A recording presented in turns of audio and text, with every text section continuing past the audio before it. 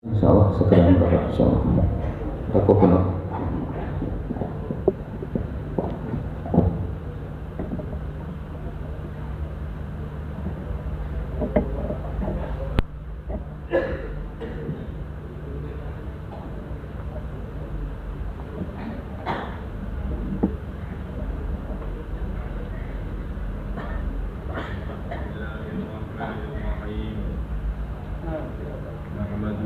ونصلي ونسلم على رسوله الكريم وعلى آله وأصحابه أجمعين. زيارة المسلم إكثاره صلى الله عليه وسلم من زيارة الأنصار رضي الله عنهم. أخرج أحمد عن عبد الله بن قيس رضي الله عنه أن رسول الله صلى الله عليه وسلم كان يكثر زيارة الأنصار خاصة وعامة، فكان إذا زار خاصة أتى الرجل في منزله، وإذا زار عامة أتى المسجد. وأخرج البخاري في الأدب عن أنس رضي الله عنه أن رسول الله صلى الله عليه وسلم زار أهل بيت من الأنصار فطعم عندهم طعاما، فلما خرج أمر بمكان من البيت فرجح له على بساط فصلى عليه ودعا لهم. وأخرج أبو يعلى عن أنس رضي الله عنه قال: كان رسول الله صلى الله عليه وسلم يؤاخي بين الاثنين من أصحابه فتطول على أحدهما الليلة حتى يلقى أخاه فيلقى بود ولطف فيقول: كيف كنت بعدي؟ وعم العامة فلم يكن يأتي على أحدهما ثلاث لا يعلم علم أخيه. Pentingnya dan fadilahnya menziarahi saudara muslim. Jadi bagaimana baginda Nabi Sallallahu Alaihi Wasallam sangat mementingkan, sangat menganjurkan saling berziarah di antara saudara muslim. Sehingga baginda Nabi Sallallahu Alaihi Wasallam bersabda, barang siapa menjenguk orang sakit atau menziarahi saudara muslimnya semata-mata karena Allah mengirimkan untuknya malaikat, yang malaikat tadi berseru berkata, wahai orang yang berziarah, sungguh kamu dalam kebaikan, langkahmu langkah kebaikan, dan disediakan untukmu satu istana di surga. Jadi, satu kali ziarah itu satu istana di surga. Satu kali khususi satu istana di surga. Satu kali dakwah taklim istiqbal DTI satu istana di surga. Satu jaulah satu istana di surga.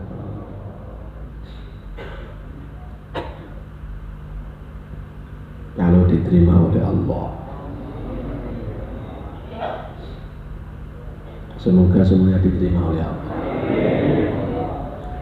Baginda Nabi Sallallahu Alaihi Wasallam memperbanyak menziarahi, mengunjungi para sahabat Ansor radhiyallahu anhum ajma'in. Jadi baginda Nabi itu orang yang sudah paling tinggi, paling mulia. Kemudian bagaimana beliau memberi contoh, bukan menunggu diziarahi, tetapi menziarahi. Jadi baginda Nabi itu bukan menunggu didatangi, diziarahi, tapi memberi contoh bagaimana menziarahi, mendatangi orang. Imam Ahmad meriwayatkan dari Sayyidina Abdullah bin Qais radhiyallahu anhu, sesungguhnya baginda Rasulullah sallallahu alaihi wasallam dahulu senantiasa memperbanyak mengunjungi, menziarahi para sahabat Ansor, baik secara khusus maupun secara umum, baik khususi maupun umumi.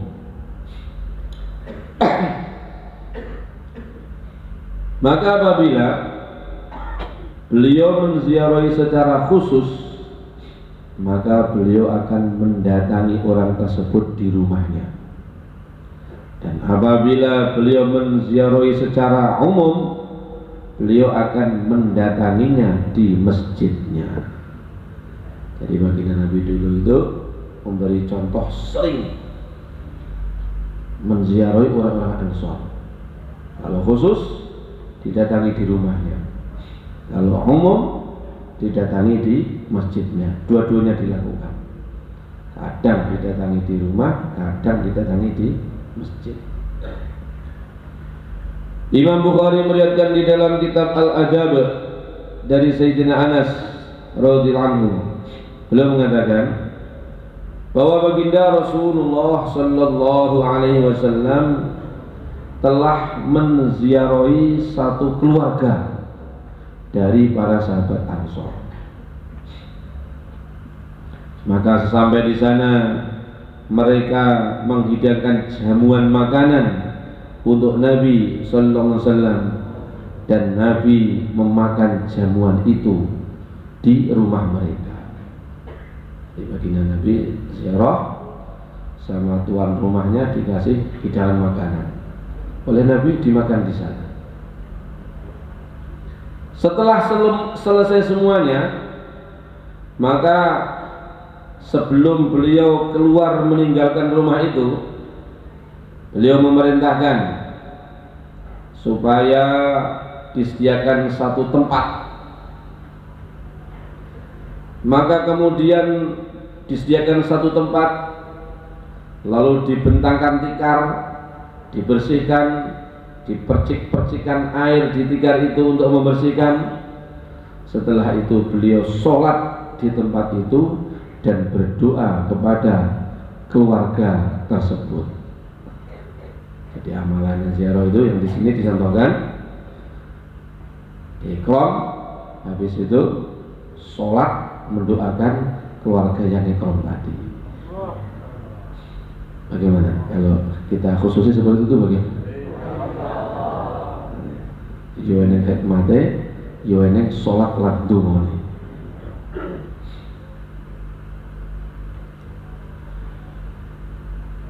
Imam Abu Ya'la meriwayatkan dari Sayyidina Anas radhiyallahu anhu, beliau mengatakan, adalah dahulu baginda Rasulullah sallallahu alaihi wasallam mempersaudarakan dua orang daripada para sahabat.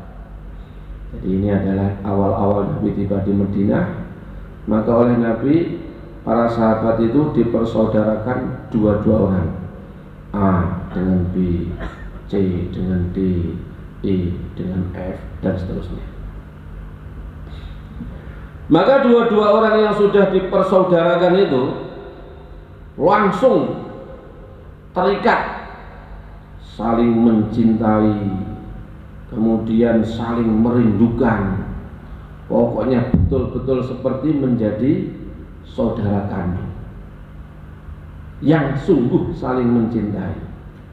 Sehingga apabila mereka berpisah semalam saja, habis isya kumpul di masjid, kemudian sudah itu pulang ke rumahnya masing-masing, pagi harinya bertemu, itu seperti bertemu setelah berpisah dalam masa yang sangat panjang.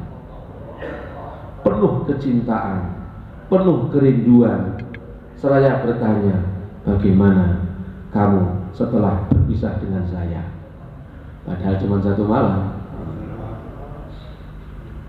Jadi ini memberi contoh bagaimana kita itu mesti dengan teman mahalah, teman halaqah itu ada mahabbah, ada kecintaan.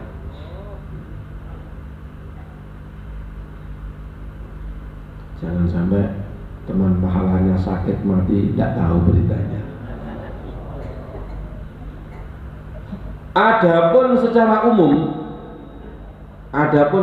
umum dua-dua orang yang telah dipersaudarakan tadi tidak lebih dari 3 hari pasti sudah tahu bagaimana keadaan saudaranya. Adapun secara umum tidak lebih 3 hari pasti diantara mereka berdua itu tahu bagaimana kabar keadaan saudaranya. Makanya kita musyawarah, kemudian mingguan ketemu, 3 hari kemudian, 4 hari kemudian ketemu lagi di markas. Jadi antara lain supaya kita ini tidak sampai lebih 3 hari itu sudah kumpul lagi, ketemu lagi dengan saudara-saudara kita sehingga terjaga mahabbahnya dan kecintaannya. Dan apabila orang-orang Islam itu terbentuk mahabbah yang kuat, maka dengan sendirinya akan menjadi sebab datangnya nusratullah waibiyah dari Allah Subhanahu wa Ta'ala. Semoga apa yang dicontohkan oleh baginda Nabi dan para sahabat kita bisa menirukan dan mengamalkannya. Jadi alhamdulillah malam ini kita kumpul di tempat ini. Bagaimana semuanya niat iktikaf dan program sampai selesai besok siang, insyaallah. Kemudian malam ini bagaimana semuanya niat untuk bangun tahajud panjang-panjang, zikir, doa panjang-panjang, doa untuk kebaikan hidayah untuk diri kita, keluarga kita dan umat manusia seluruhnya, insyaallah. Alhamdulillah rabbil alamin. Allahumma salli wa sallim wa barik ala sayyidina Muhammad wa ala ali sayyidina Muhammad kama sallaita wa sallamta barakta ala sayyidina Ibrahim wa ala ali sayyidina Ibrahim fil alamin innaka Hamidum Majid. Allahumma inna nas'aluka min khairi ma sa'alaka minhu nabiyyuka rasuluka Muhammadun sallallahu alaihi wasallam wal anbiya wal mursalun wal malaikatul muqarrabun wa ibadukas salihun. ونعوذ بك من شر ما استعاذك منه نبيك ورسولك محمد صلى الله عليه وسلم والأنبياء والمرسلون والملائكة المقربون وعبادك الصالحون أنت المستعان وعليك البلاغ ولا حول ولا قوة إلا بالله العلي العظيم وصلى الله وسلم على سيدنا محمد وعلى آله وأصحابه أجمعين والحمد لله رب العالمين.